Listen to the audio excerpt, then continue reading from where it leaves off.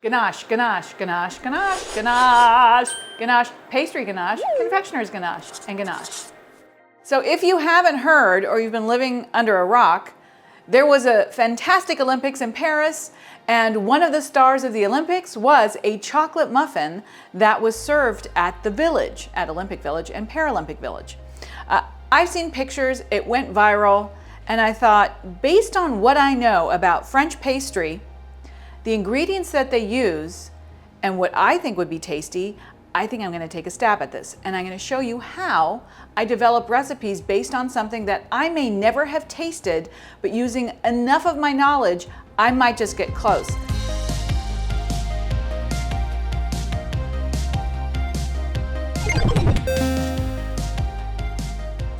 If you look at that muffin in the picture, it's this gorgeous chocolate cake, right? And then you see bits of chocolate on top, but right in the middle, there looks to be a little plume of chocolate ganache that's been piped in. We can do that first. And the reason I'm doing it first too is if it's too fluid, when you get the muffins out of the oven and they cool slightly, if the ganache is still too fluid, it's going to be hard to handle the piping of the ganache. It's just going to go all over the place. You want the ganache to a consistency where it's more easy to pipe. The kind of chocolate I'm using is a French chocolate, Cacao Barry. That's number one. I'm using all French chocolates. This specifically is a couverture chocolate, which means it has extra cocoa butter. It will be smoother and fantastic. It's also bittersweet at 64%, but it has a great amount of sweetness. It's just a great all-around chocolate. Oh, I've got to plug it in. Pro tip, always plug in your equipment.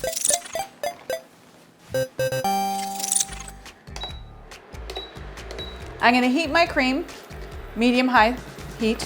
I have 10 ounces of heavy cream, 8 ounces of chocolate. Obviously, there's more cream than chocolate. That is considered a pastry ganache. And the reason is that higher ratio of cream is less stable. You have to sell this stuff relatively quickly. The other kind of ganache is considered a confectioner's ganache, something that you would pipe into bonbons, where the ratio would either be closer or there'd be far less cream than chocolate, so that it's more stable. The more water you have in a ganache, the less stable it is, the less shelf life it has. So my little brain went, this requires a higher ratio of cream for the fact that it's going to be sold on the day. It's not going to be sitting around on the shelf, and based on how everybody loved this thing, it's going to sell out in a minute. And the other thing is that you want it to be slightly softer. You don't want it to set hard like a truffle in the muffin. You want it to have like a nice even bite. You want to notice, ooh, what is that? But you don't want to crunch into it. So this is getting nice and bumbly rumbly, and I'm going to stop it before it goes nuts.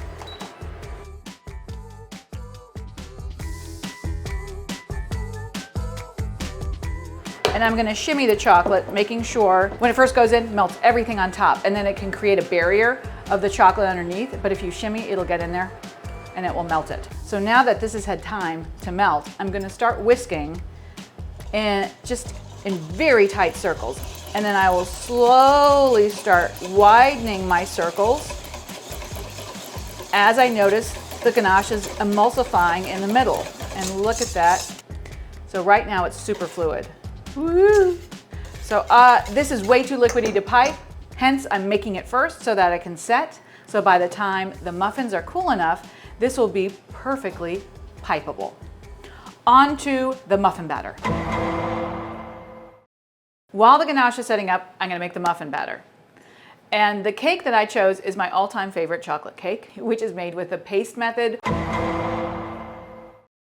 or a reverse creaming method, or like the single bowl method, very much like the muffin method, haha. And what is so specific about it is that you don't aerate butter and sugar beforehand. You essentially make a really tender crumb that is relatively dense, super chocolatey, and is perfect for something specific like a chocolate cake. The cocoa powder.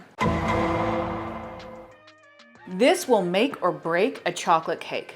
This again is Cacao Barry, the brand also known as Calabat, also known as French goodness. So this is a high-fat, super delicious cocoa, extra brute because it's got extra chocolatey flavor. Any old cocoa will not do. So I've got 78 grams of cocoa in here. I've got 2 cups or close to 400 grams of granulated sugar and 2 cups of cake flour or 240 grams. This is also called a high ratio cake. And the reason is, if you're listening, 2 cups of both flour and sugar, but if you look at the weight measure, 240 flour and almost 400 of sugar. There's a higher ratio of sugar in there. Hence, it's also called a high ratio cake. Along with that flour, cocoa, and sugar, I've got the leavening by way of 2 teaspoons of baking soda and 1 teaspoon of baking powder and a pretty generous heaping teaspoon of fine sea salt.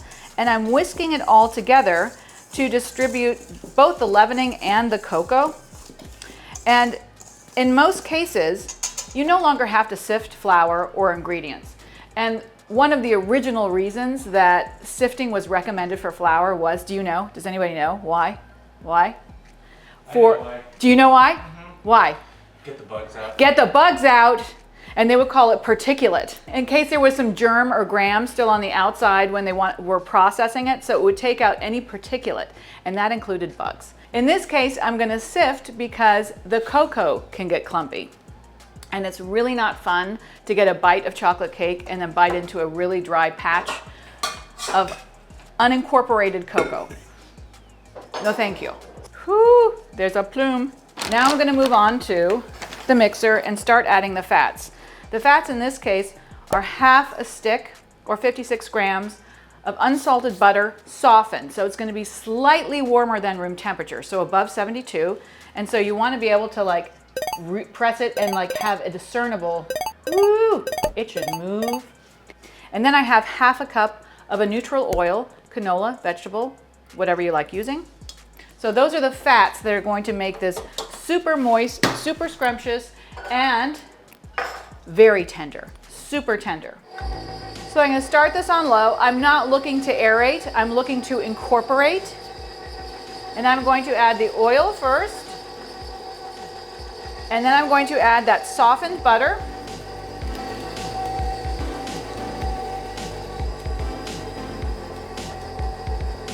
And at this stage, what I'm looking for is for the oil and the butter to coat the dry ingredients. So what it's going to do essentially is protect that flour, and it's specifically unbleached cake flour. It has a lower protein content to begin with, but as you add fats to this right away, the fats start coating some of the flour like Spanx or Skims, making it impossible for the water that's in our liquid, which happens to be soured milk and coffee, to produce gluten in some of the flour, making a more tender cake. So at this stage, you're coating it. You're making it super tender, and you're protecting that flour. And you can really see now, it is ready for the next stage, but it should look very crumbly. And you don't want to see any discernible pieces of butter anymore, because it should have been so soft that it immediately started coating the dry ingredients, along with that oil. It smells so good. So one at a time, no shell allowed. Same speed, low speed, you just need to stir it. That goes in. And I'm going to wait till that's incorporated before adding the second. And now it's going to start looking like a paste. Paste method, haha. Now you're going to wonder, who came up with this? This is such an interesting cake. Or you're not, and you're going to think, wait a second, I've done this before. Either literally in this kind of way, where you put the dry ingredients first, or if you bought a box cake mix.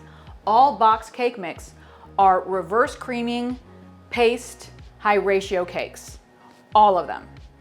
We're just making a homemade one with like really elevated ingredients to make it even more scrumptious. So this is going to continue making that paste.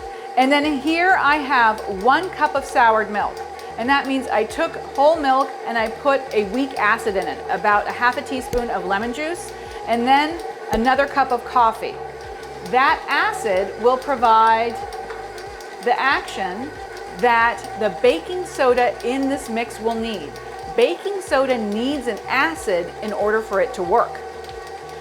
If you don't have an acid, and baking soda interacting, the baking soda doesn't leaven. Back in the day, cocoa powder, before it became Dutched cocoa powder, had acid in it. And so a lot of the old school recipes you'll see baking soda and just that natural cocoa, and you wouldn't have to add anything acidic extra to the mix. In this case, we have to, because we're using Dutched cocoa, which is an alkalizing process that takes out the acid, makes the cocoa darker and so much better, because it doesn't taste at all acidic. It tastes just chocolatey goodness. Science! Just be forewarned, this is a very liquidy batter, but it can be that you get some clumps because there's so much liquid in there. Some of the clumps sometimes do not incorporate well, so I always keep my whisk handy for the very end to get anything off the bottom and it's nice and smooth. Oh, yummy, I get a taster. Oh, that's delicious. So I'm going to make it easier. See how liquidy that batter is? And I'm going to pour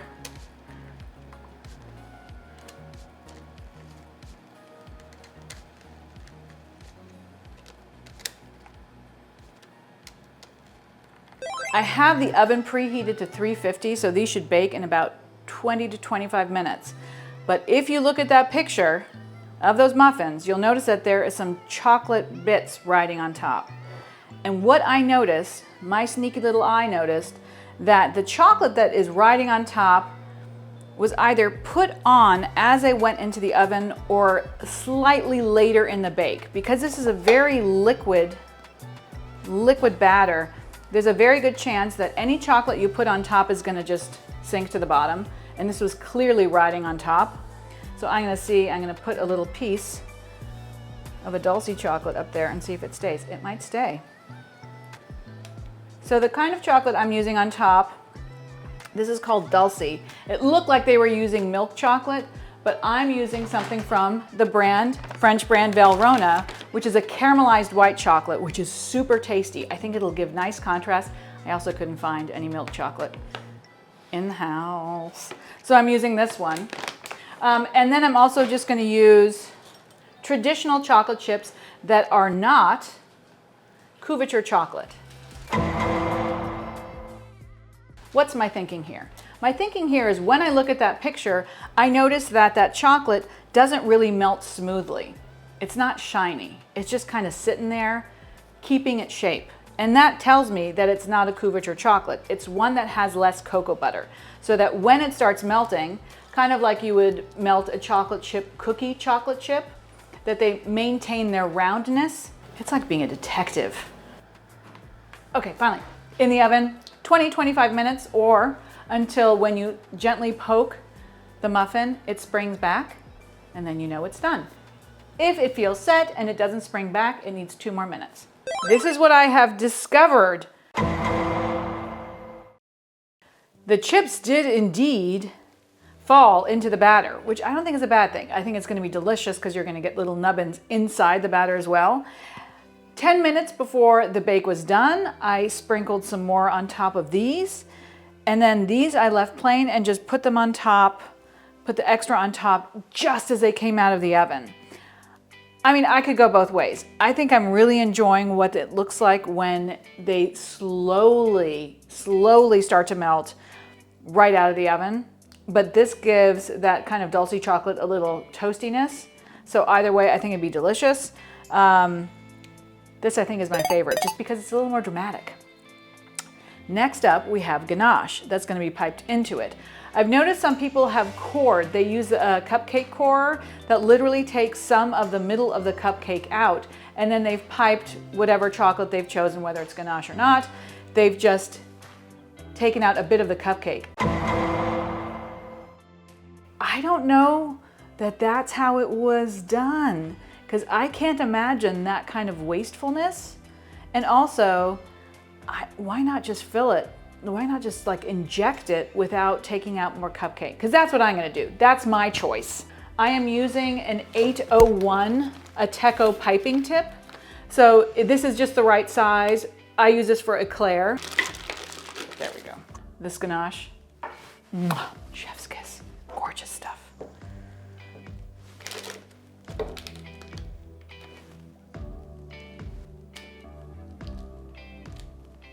And you have the option of piping it in while the cupcake is still warm, which will essentially allow the outer crumb to start absorbing some of that ganache, or you can do it while it's cold so the ganache sits more like an independent core. That's totally up to you.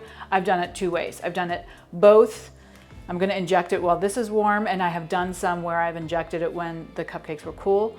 Either way, I take a chopstick and I make a preliminary guide hole. I can already tell these are going to be so succulent.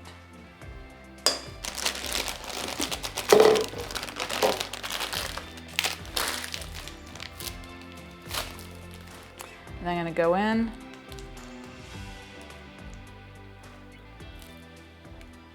Literally inject it on the inside. It'll expand a little and then come on out. Yes. The Olympic and Paralympic Village Chocolate Muffin. Did I get it right? I don't know. Let's see. If it tastes good, I think I got it right. But so far, it's looking fudgy and fantastic.